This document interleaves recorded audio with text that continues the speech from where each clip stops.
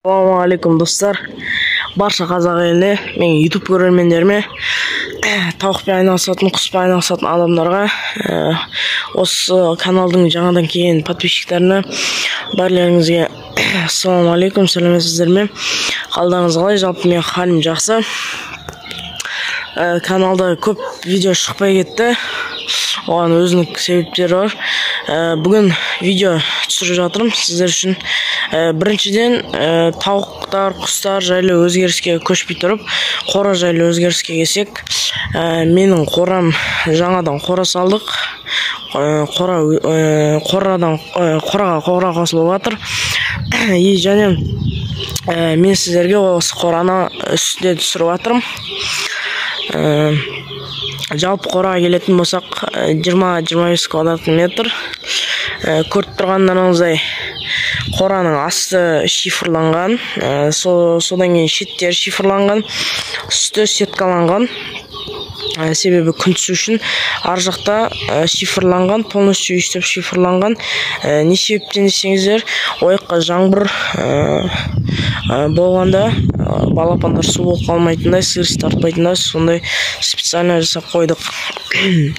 Мен осының алдында да видеоларда айтып жүргем, что бұйыртса, құдай бұйыртса, тауық қора саламыз өйстіп саламыз деп, бірақ та мен ойлағам, мына бір стойканың ары қарай болады деп, бірақ та былайына қысқартатын болдық.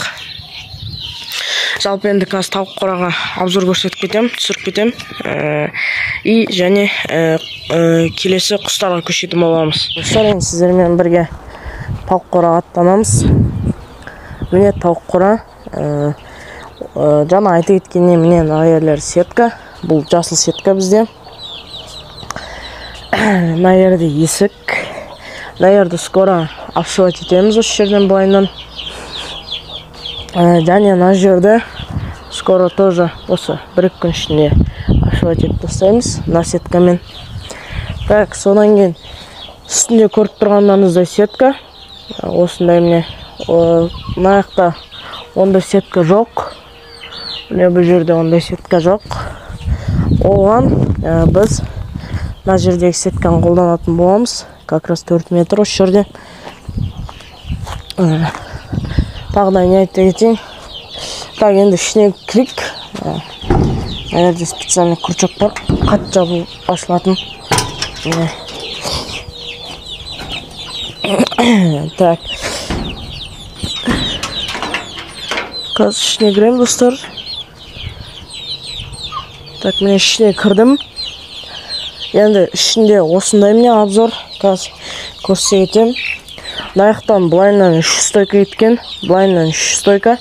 Ана жақта 2 стойка. Мына жақта стойка жоқ. Мынау былайынан кеткенде былайынан скатпен түскен.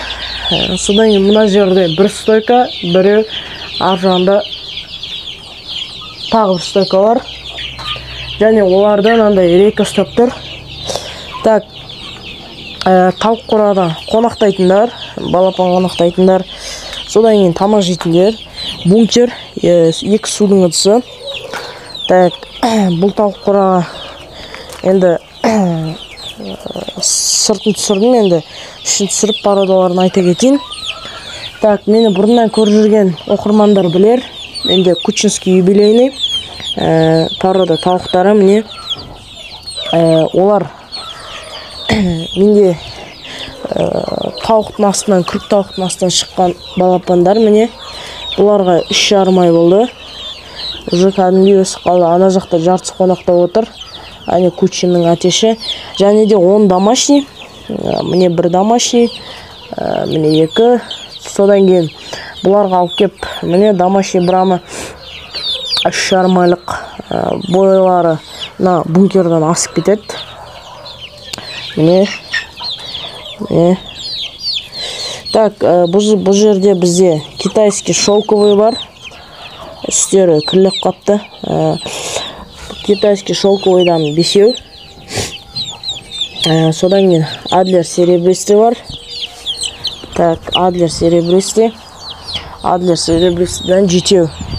Содан кейін мен достар, мына бір полубрама 2 айлық домашний полубрамалардан ана қорадан алып кеп қосып жатырмын. Қораға да қазір келетін боламыз.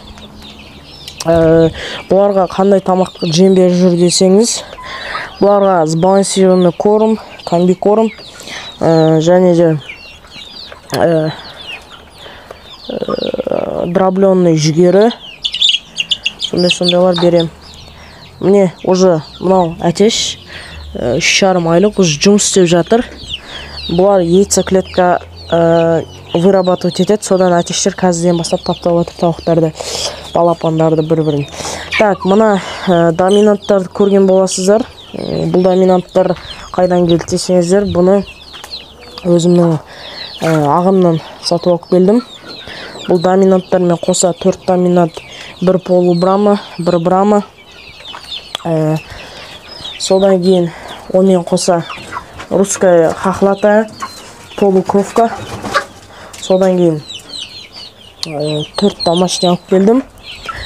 Так, енді осы бүгінгі түсірілім. Және де әлі көптеген өзгерістер бар. Қандай су береді десеңіздер, жай из-под крана су берем бұларға. Так, мына жақта коксетка брудер. Так, енді основной тауық қораға келік. Так, бірінші очередь мына жақты общем тазартып жадым. Қонақтайтын енді иншалла айыр тазартам боқтарын нелерін. Мен осыдан бір-екі апта, 3 апта бұрын видео салғанмын. Лигорн далматинецтермен. Бұлар уже өсіп қалды. Әне кофе-финдарым жүр. Уже аяқтар твай-твай хорошо аккреляция етіп қалды. Олар даже қолыма да шығып алады. Бұлар өсіп қалды. Мұнда 13 далматинец. Потом голубой брама, черный. Жоқ, голубой кох, черный кох. Мына 20 да шығып алады. Бұлар тарихта отырсам 20 да шығып алады. Так, общем, осы қорада пока ақындап бұлар өсіп жатыр. Шүкір, ақындап. Мынау сол 1,5-2 айлық балапандар, кучинские белеми. Шатыспасам үшеуге әтеш. Бұлар өзім инкубаторынан шыққан. Так, енді мына келетін болсақ, бұл жақта менде жаман жаңалық бар. Мына жақта көріп тұрғандарыңызда белый кохинкин ана жақта емес, мына жақта жүр. Не себептен десеңіз, бұның светлый брама әтеші өліп қалды. Себептері, әтештің өлген себебі аллергия. Сол үшін мыналарға қосып қойын. Бұлардың да басы азайып қалды. Саны бұл жақта 5 болған, 5 ломын, 1 адлер. Оған адлер мен 2 ломынды алып кетті. Енді қалған осы. Сатып алатын адамдар болса, комментарияға жазыңыздар. Алам, номеріңді берші сөйтіп хабарласамыз. Бұлар кеше 3 жұмыртқа алып келген, бүгін жұмыртқа жоқ. Енді 3-ші отсек, 3-ші отделение пока менде бос тұр. Бұның ішінде ешкім жоқ. Бұл жер бос тұр. Бұл жерде де көп өзгеріс бар. Біріншіден үстіде тұрған шифр, 3 метр шифрлап садық, 1, 2, 3 лист. Және аяқты қоршап садық. Әкем екеуміз. Бұл жерде жалпы өзгеріс жоқ. Сол ақырындап бұл да салынып жатыр. Алла берсе, тағы бұл жерде керек болып қалады. Достар, ойда бар менде. Айта кетейін ойымды. Иншалла берсе, мына жерден, мына жерге бір 5 метр қойдым. Мына 2 жарымнан естіп бөліп, 2 жарымнан. Мына жаққа адлерский серебристый, мына жаққа китайский шелковыйда қосам ба деген ой бар. Енді көреміз. Нетсе 1 жарымнан қосам. 1 жарымнан 3 шығады. 2 жарымнан 2 шығады. 1 жарымнан қоссам, мынаяққа ухилумен китайский шелковый адлер болады. Осы шатсекті мына жақты нетсе тоже бөлем. Көрем енді. Мына жақ маған кішкене сәл-сәл тар болып тұр. Сәл тар болып тұр. Мына жаққа мен ойлағам.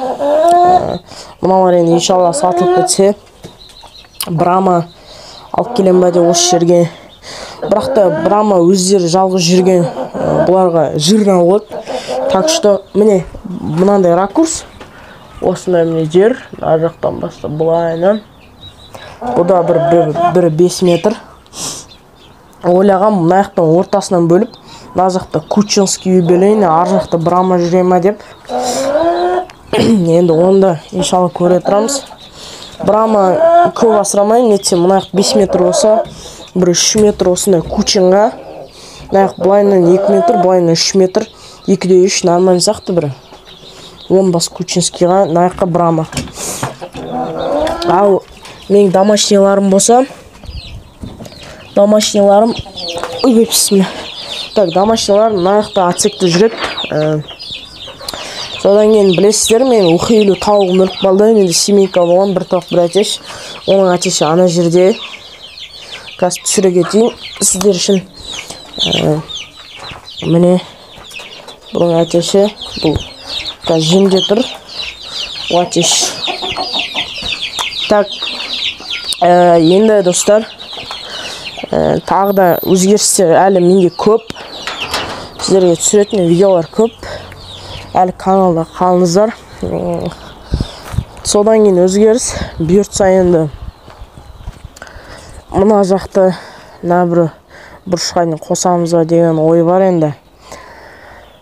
Ойда енді бұйыртса жазда қозалсақ, осы жерге қозылардың жерлері болатын сияқты енді бұйыртса көре жатармыз.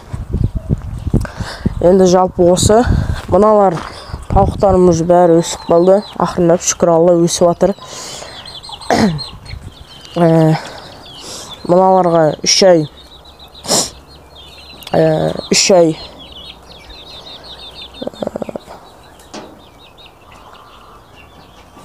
20 күн болды.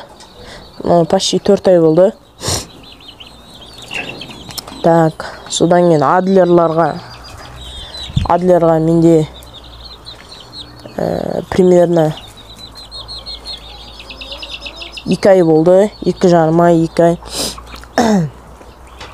Китайскийға тоже 2,5 айдай болып қалды. Так, содан кейін мына бір домашнилар 2 айдай, домашнилар 2 ай. Так, бұла адлерлар не үшін ана 2,5 ай, ана 2 айлық, 2 бірдей десеңіздер. Естеріңізде ме, мен бір айтып едім ғой сіздерге, балапандарым ит жеп кетті деп. Содан бұл адлерларым коқчамен жүргенде, күрік тауықпен жүргенде, иттен жестко стресс алғанда, потом өздеріне бір ай қалпына келді. Қазір кішкене ұмытып бара жатыр. Содан кейін ана бір алып келгендерім, қазір түсіре кетем. Міне алып келген тауықтарымна 3 ай 20 күндіктермен бірдей. Енді бұлардың бірден бір себебі тамақ қойдым.